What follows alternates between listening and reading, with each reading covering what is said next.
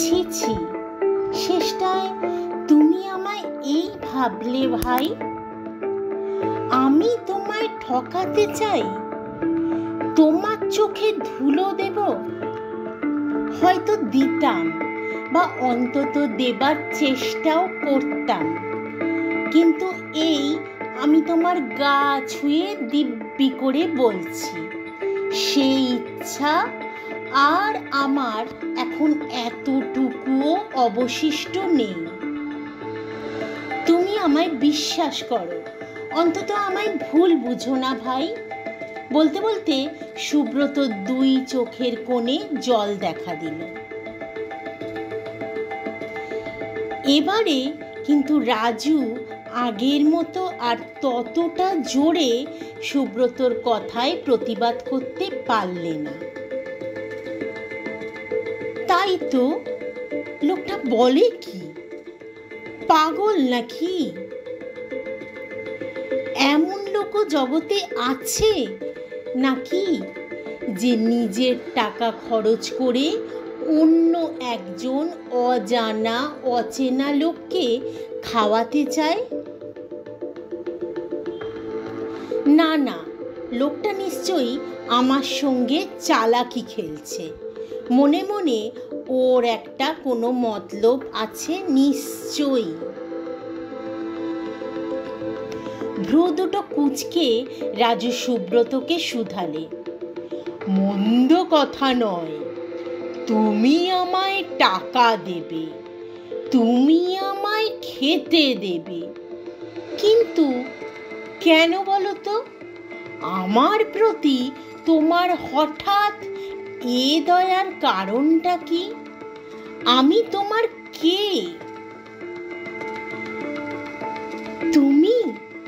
তুমি আমার ভাই। আমি তোমার ভাই বলে রাজু চমকে উঠল। এর চাইতে তাকে যদি কেউ বলতো সে রাতারাতি হঠাৎ একজন কোটিপতি হয়ে গেছে, তবুও হয়তো সে এতটা আশ্চর্য হতো কিনা সন্দেহ। আমার কথাটা তাহলে তোমাকে স্পষ্ট করে খুলেই বলি রাজু, হ্যাঁ, আজ থেকে সত্যি তুমি আমার ভাই।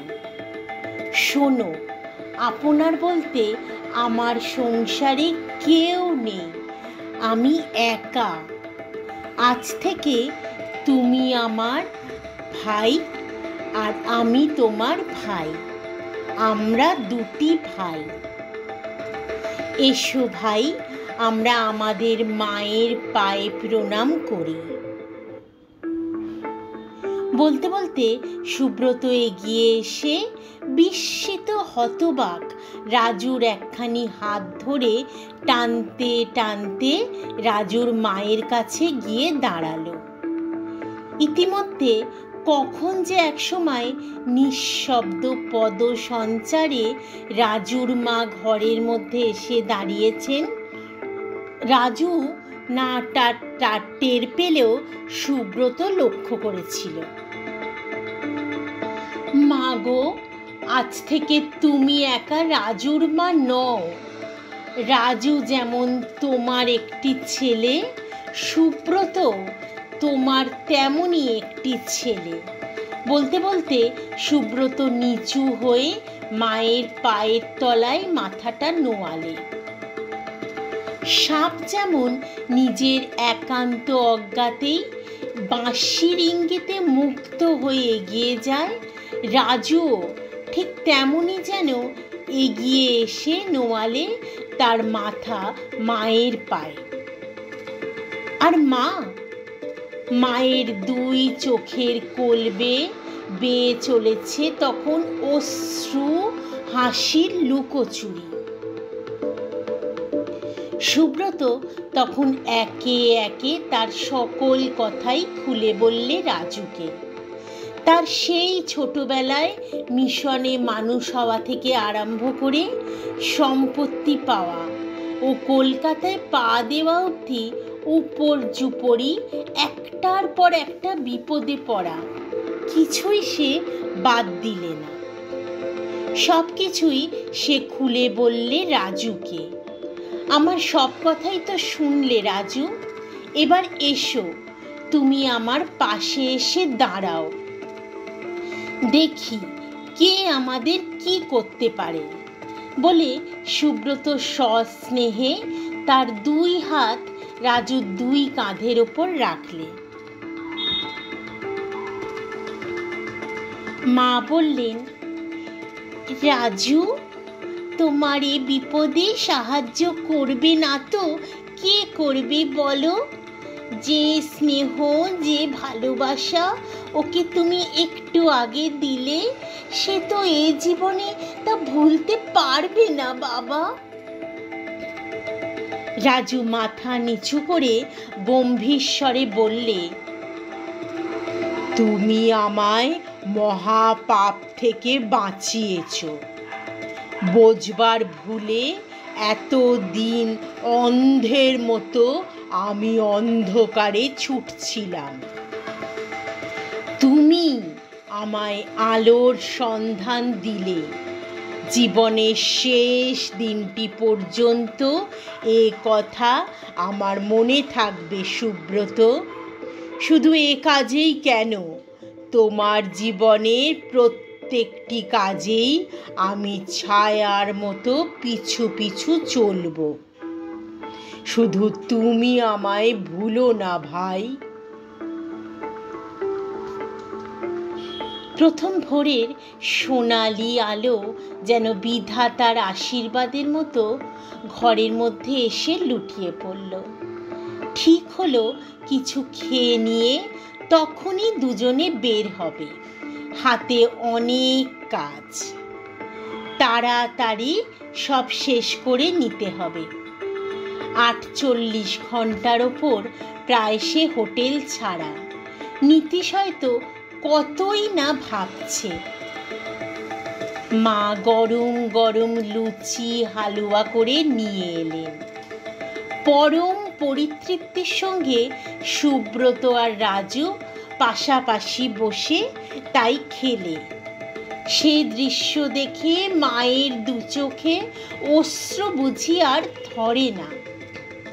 সুব্রত বললে, আহ, কে জানতো মা এমনি করে বসে খেতে এত আনন্দ।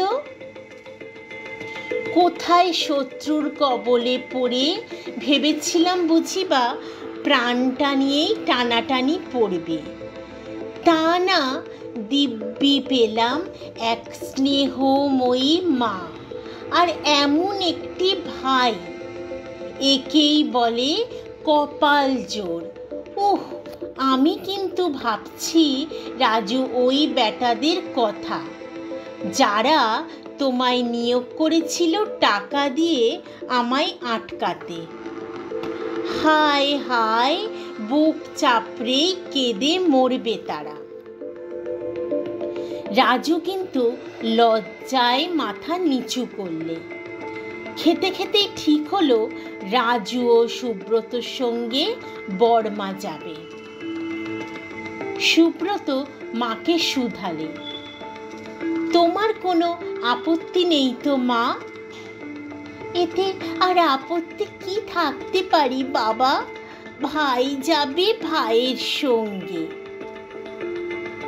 হ্যাঁ, তারপর সেখানকার সব সম্পত্তির একটা বন্দোবস্ত করে আবার দুই ভাইয়ে যখন ফিরে আসবো মা বাংলাদেশে, তখন এই বাংলার এক ছায়া ভরা নির্জন পল্লীতে গিয়ে বাঁধব একখানা নিরালা কুটির এবং কাটিয়ে দেব এ জীবনের বাকি কটা দিন মা ও দুই ছেলেতে মিলে হেসে খেলে গান গেয়ে। কি বলো মা? মা আর কি বা বলবেন, অশ্রু ভরা আঁখি দুটি নিয়ে নীরবে শুধু মৃদু হাসলেন। এমন সময় হঠাৎ বাইরের দরজায় কড়া নাড়ার শব্দ হলো। মা ও রাজু একসঙ্গে চমকে উঠল। মা বললেন, ওই বুঝি তারাই এলো। হ্যাঁ, তারাই এসেছে, তোমরা একটু দাঁড়াও বলে রাজু ঘরের মধ্যে গিয়ে কালো ভ্রমরের দেয়া নোটের গোছাটা নিয়ে বেরিয়ে গেল। রাজুকে একা সদর দরজার দিকে যেতে দেখে সুব্রত তার একখানি হাত চেপে ধরে বলল, আমিও যাব তোমার সঙ্গে। রাজু মৃদু হেসে মুখ ফিরিয়ে শুধু বললে, দরকার নেই, আমি একাই যথেষ্ট। কিন্তু ভয় নেই। রাজু একান্ত নির্লিপ্তভাবেই গিয়ে দরজার খিলটার ওপর হাত দিল। বাইরে হতে তখনও মুহুর্মুহু কড়া নাড়ার শব্দ আসছে, খটাখট খটখট। এক মুহূর্ত রাজু কি যেন ভাবলে, মনে সংশয় কেটেও বুঝি কাটে না। দীর্ঘ 5 বৎসরের অভ্যাস, প্রলোভনের একটা তীব্র আকর্ষণ পিছন থেকে বুঝি কেবলই টেনে ধরতে চায়। কিন্তু না, প্রলোভনকে তাকে জয় করতেই হবে। দস্যু রাজুর মৃত্যু ঘটেছে, সে মরুক। সকল দ্বিধা সবলে ঠেলে ফেলে মুহূর্তে রাজু খিলটা খুলে ফেলল। তারপর একটি কথাও বললে না, শুধু নোটের গোছাটা হাতে করে এগিয়ে ধরল লোক দুটির সামনে। বাইরে ঠিক দরজার গোড়াতেই দাঁড়িয়ে দুজন লোক। তারা সহসা রাজুকে এমনইভাবে নোটের গোছাটা এগিয়ে ধরতে দেখে একান্ত বিস্মিত হয়েই বলল, এর মানে কি রাজু? তোমরা টাকা ফেরত নাও, তোমাদের কাজ আমি করতে পারলাম না, আমাকে তোমরা ক্ষমা করো। এসবের মানে কি রাজু? তোমার কথা তো আমরা কিছুই বুঝতে পারছি না। কিসের এ টাকা?